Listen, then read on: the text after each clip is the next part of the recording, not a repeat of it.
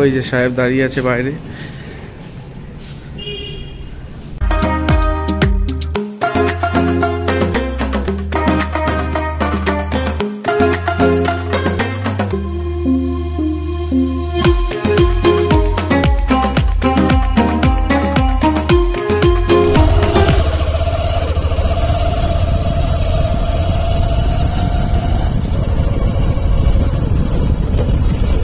তো তোমরা দেখতেই পাচ্ছ গৌড় দিঘির সেই প্রবেশ পথ, যা সুন্দর, যাকে বলে অসাধারণ।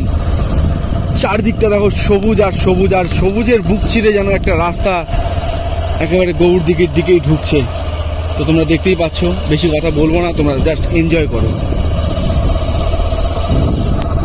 তো শুধুমাত্র তোমাদেরকে দেখাবোর জন্য আমি চলে এসেছি এখন আমাদের দক্ষিণ দিনাজপুর জেলার একটি অত্যন্ত সুন্দর পর্যটন কেন্দ্রে। আমি রয়েছি এখন গৌড় দিঘিতে।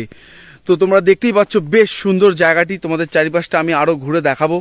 তো তোমরা দেখতেই পাচ্ছ আজকের ভিডিওটি মানে জাস্ট রোমাঞ্চে ভরা থাকছে। তো চলো তোমাদের জায়গাটি একটু ঘুরে দেখাই।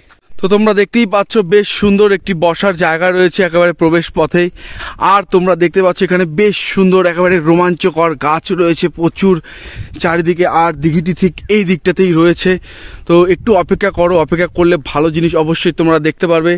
আমাদের দক্ষিণ দিনাজপুরের যে চারিদিকটা এতটা রোমাঞ্চ করে ভরা, আজকে আমি তোমাদের জন্যই শুধু এই জায়গাটিতে আসলাম। তো তোমরা দেখতেই পাচ্ছ ওই যে দূরে তোমরা দেখতে পাচ্ছ, ওটা কিন্তু মাঠ নয়, ওটাই অ্যাকচুয়ালি দিঘি। তো চলো দিঘির কাছে যাওয়া যাক।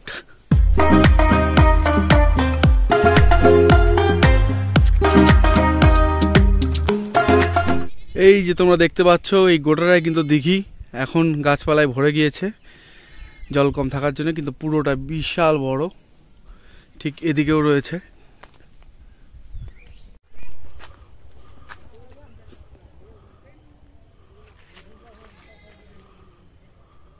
তো বন্ধুরা, ইতিমধ্যে প্রায় পৌঁছেই গিয়েছি ইটাহারে।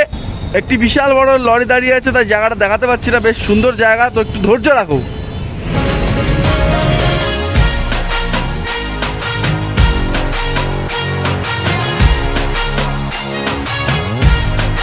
তো ইতিমধ্যে পৌঁছে গিয়েছি আমি ইটাহারে। আর এখান থেকে গটলু মাত্র আর সামান্য কিছু রাস্তা। এই যে পিছনে রয়েছে ইটাহারের বিশাল বড় বাস স্ট্যান্ড। তো চলো আর মাত্র কিছুক্ষণের অপেক্ষা, তারপরে সেই গটলু গটলু গটলু গটলু।